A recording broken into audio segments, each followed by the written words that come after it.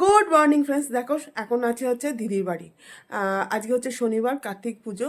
তা আজকে আমার চলে যাওয়ার কথা ছিল, কিন্তু আজকে যেতে পারবো না, কারণ ভোরবেলা একটা ঘটনা ঘটেছে। আজকে বেশ ভোরে, মানে হচ্ছে 4:30 পৌনে 5টা নাগাদ তা দিদি এসে ডাকছে যে দিদি বাড়িতে কার্তিক ফেলেছে। তা কার্তিক ফেলেছে, ছেলের বউ তো নেই, ঘুরতে গেছে ওরা, তোমাদের আগের ব্লগেই বলেছি। তা তার জন্য আজকের দিনটা হয়তো আমাকে থেকে যেতে হতে পারে। তাহলে চলো আমাদের কার্তিক নাতিকে তোমাদের দেখাই। চলো, নিচে আছে দিদি, নিচে কাজ সারছে। চলো তোমাদের দেখাই তাহলে, চলো।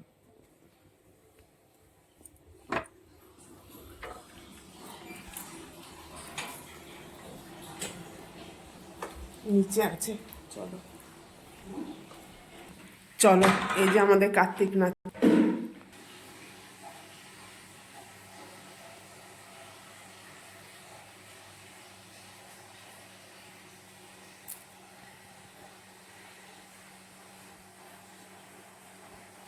তা দেখতেই পেলে কার্তিক ঠাকুর ফেলেছে দিদিবাড়িতে, ওই জন্য আজকের দিনটা হয়তো নাও যাওয়া হতে পারে বাড়িতে।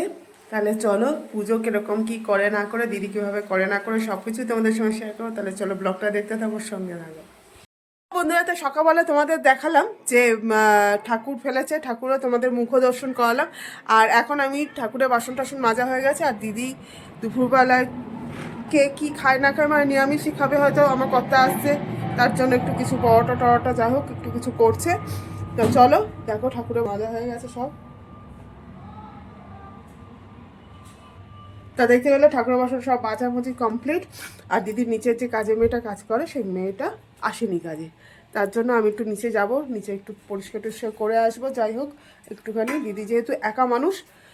আর দিদি এখন কি করছে চলো দেখাই তোমাদের। কি করছিস? তরকারি? আচ্ছা, আর তার সাথে কি হবে? তার সাথে পরোটা হবে। পরোটা হবে, নিরামিষ পরোটা। আচ্ছা, তাই তোমরা দেখতে পেলে যে দিদি বললো আজকে নিরামিষ পরোটা আর আলুর তরকারি হবে। যারা যারা দুপুরে আসবে তারা তারা খাবে। আর চলো, আমি এখনও স্নান করিনি, 12টায় জল আসবে দিদির এখানে। দিদির নিচটা একটু পরিষ্কার করে নিয়ে দিদি রান্নার দিকটা দেখছে। আমি আর দিদির যেহেতু দুজন মানুষ, মানে দুজন মেয়ে মানুষ রয়েছি। আর ছেলে গেছে হচ্ছে, আমার কর্তা আসছে ট্রেনে করে, দশকর্মার বাজার করবে আমার ছেলেকে নিয়ে সঙ্গে করে। আর আমার দিদির ছেলে সে আজকেই ঢুকবে বাড়িতে। ঘুরতে গেছিলো বউকে নিয়ে, বৌমাকে নিয়ে, সে আজকে সন্ধ্যেবেলা সেও ঢুকে যাবে। তাহলে চলো সব কিছু দেখতে থাকো, ব্লগটা সঙ্গে থাকো। বন্ধুরা, তো দেখো এখন ঘড়িতে বাজে হচ্ছে 2:30। 2:30 না, তারও বেশি হবে হয়তো। তা যাই হোক, কর্তা তো এসে গেছে, কর্তার খাওয়াও হয়ে গেছে। আর বাজার করে, দশকর্মার বাজার করে নিয়েই এসছে। আর আমি এখন রাতের খাবারটা রেডি করে নিয়ে দিদি আর আমি নিচে, দিদি অলরেডি নিচে, না নিচে যায়নি, উপরেই আছে ঘরে, একটু কথা বলছে আমার কর্তার সঙ্গে। যাই হোক, আমি এই পরোটাটা ভেজে নিই, দিদি আর আমি দুজনে মিলে যাব হচ্ছে নিচে ঠাকুরের জোগাড় করতে। আর দেখো, এই দেখো পরোটা রাতে তো আমাদের খেতে হবে, রাতে খেতে হবে। আর কর্তাকেও ভাবছি একটু খাবার দিয়ে দেবো, একটু পরোটা আলুর তরকারি দিয়ে দেবো, দিদি আলুর তরকারিটা করবে। আমি আগে পরোটাটা ভেজে নিই। তাহলে চলো টক করে পরোটাটা ভেজে নিই, নিয়ে তারপর আমি নিচে চলে যাব, দিদি আলুর তরকারিটা করে তারপর নিচে আসবে। চলো সঙ্গে থাকো, ব্লগটা দেখতে থাকো।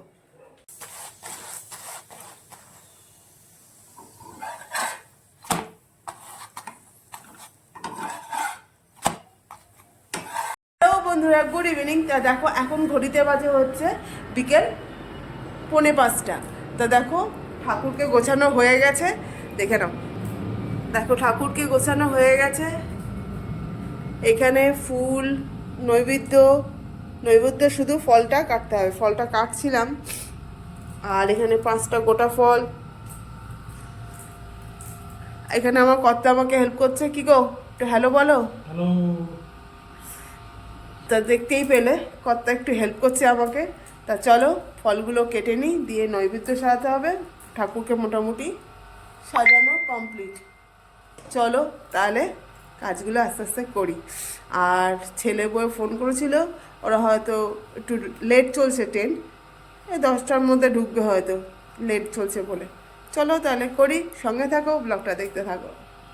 তো বন্ধুরা দেখো গোছানো গাছানো সব কমপ্লিট, এখনো ঠাকুরমশাই আসেনি।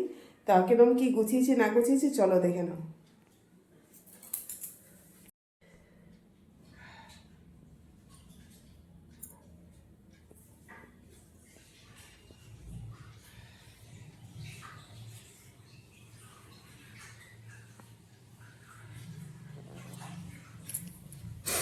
এটা নাকি দিতেই হয় জলপাইয়ের ঘট, তার মধ্যে আছে হচ্ছে গোবিন্দভোগ চাল, খয়ের উপরা, ফল, ওখানে গোটা ফল, এখানে 5টা নৈবেদ্য, এখানে 9টা নৈবেদ্য, এখানে হচ্ছে ফুল, সব গোছানো গাছানো কমপ্লিট। আর ঠাকুরকেও মালা পরানো সব হয়ে গেছে, আলপনা দিয়েছি। তো দেখতেই পেলে সব কমপ্লিট, এবার ঠাকুরমশাই আসার অপেক্ষা। চলো তাহলে ব্লগটা দেখতে যাবো। চলো ঠাকুরমশাই এসে গেছে।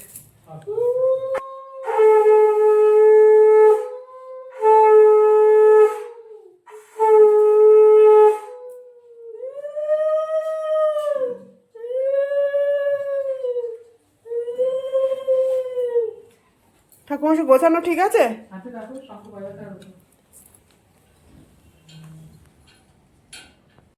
কর্তব্য শ্রী রঙ্গনে সাধি নানা দেবতা পূজা পূজক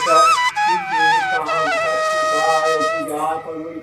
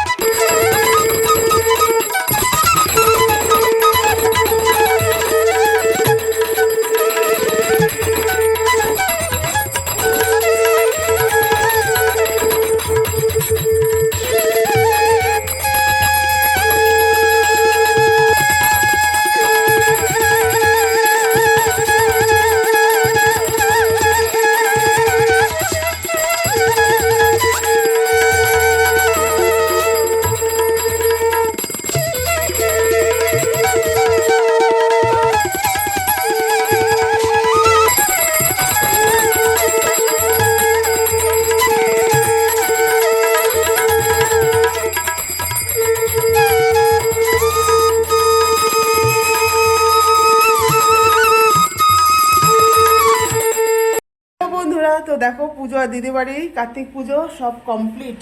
এই যে দাঁড়াও মানে দেখাই তোমাদের, দেখো পুজো আচ্ছা সব হয়ে গেছে। তা দেখতে পেলে কার্তিক পুজো কমপ্লিট। ছেলের বউ এখনো এসে পৌঁছায়নি, তাদের ট্রেন প্রচণ্ড লেট চলছে। আর আমি হচ্ছে এখন কর্তা বেরিয়ে গেল, বাড়ির জন্য চলে গেল, কারণ ট্রেনটা নাহলে পাবে না। আর দিদি অনেক ইয়ে করে রিকোয়েস্ট করে আমাকে আজকে আটকে দিল যে কালকে দুপুরবেলা খাওয়া দাওয়া করে তারপর যাবি। তাই যাই হোক কালকে দুপুরবেলায় যাব বাড়ি, কালকে সানডে, আগামীকাল হচ্ছে সানডে। গুড মর্নিং ফ্রেন্ডস, দেখো এটা হচ্ছে পরের দিন সকালবেলায়। দিদির ছেলে আর ছেলের বউকে দেখছো বসে আছে। তা ওরা পুজোতে আগের দিন যেহেতু যেদিনকে পুজো ছিল সেদিনকে বসতে পারেনি।